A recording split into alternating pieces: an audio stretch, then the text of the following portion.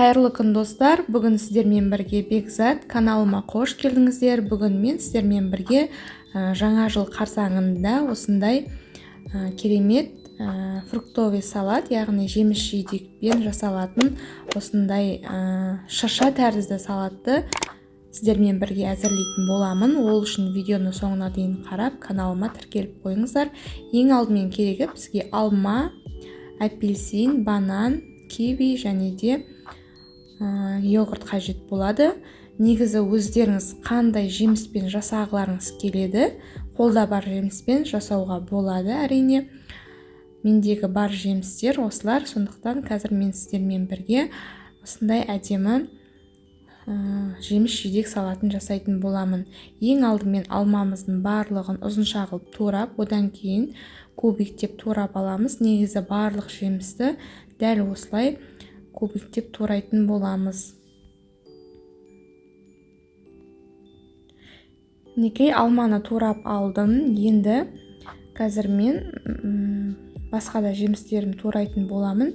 Маған 2 түйір алма жеткілікті болды. 2 штук алма осылай шыршаның формасын келтіріп алдым. Одан кейін бананды дәл осылай кубиктеп турайтын боламын.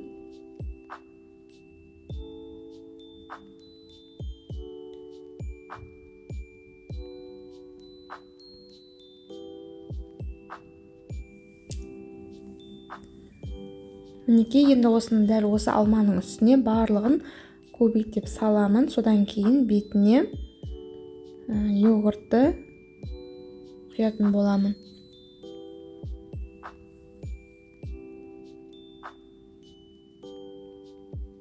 Бұның үстіне негізі груша және де басқа да жеміс жидектерді қоссаңыздар болады.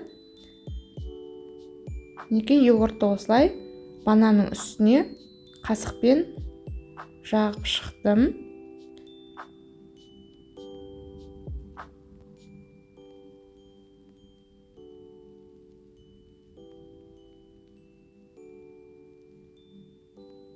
Ең жеңіл дәмді салаттардың бірі. Енді келесі кезекте мен апельсинді осылай жаңағы банан мен алма сияқты қылып осылай кубиктеп турап алатын боламын. Және де осыны йогурттың үстіне қойып жатырмын.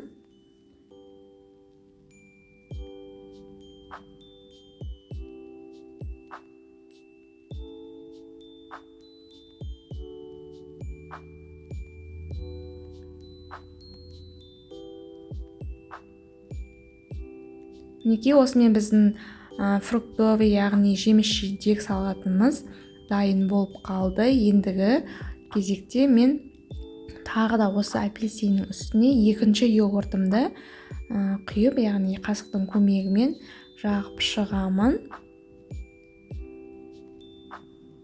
Мінекей видеодағыдай көріп тұрғандай осылай әдемі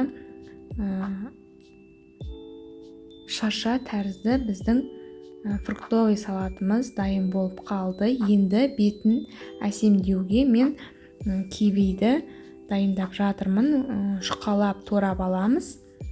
Содан кейін осының үстіне кивимен жабатын боламыз.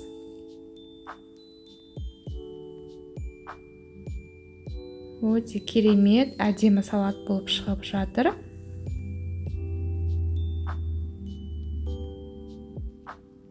Менде бұл шыршаның бетін әсемдеуге 3 түйір киви кетті. Және де астыға описание бөліміне жазып кететін боламын. Қанша штук алма, банан кететінін. Негізі көп затты қажет етпейді. Негізі барлық алмада менде 2 штук, бананнан 1 штук, апельсиннен 1 штук, және де кивиден 3, йогурттан 2 кетті. Төменгі бөлікке тағы да қалдыратын боламын. Мінекей керемет, әдемі болып шығып жатыр. Достар, сіздерде үй іштеріңізді, отбасыларыңызды осындай шырша тәрізді жеміс жидектен жасалған салатпен қарсы алсаңыздар болады. 2023-те өте оңай әрі тез жасалатын керемет салат деп айта аламын. Дәмі де өте керемет болып шықты. Балаларым қуанып жеп алды. Мінекей, осымен біздің салатымыз дайын болды. Өздеріңіз көріп тұрғандай, осылай әдемі болып шықты, шырша тәрізді. Енді осының үстін өздеріңіздің қалауларыңызша гранатпен әсемдеуге болады.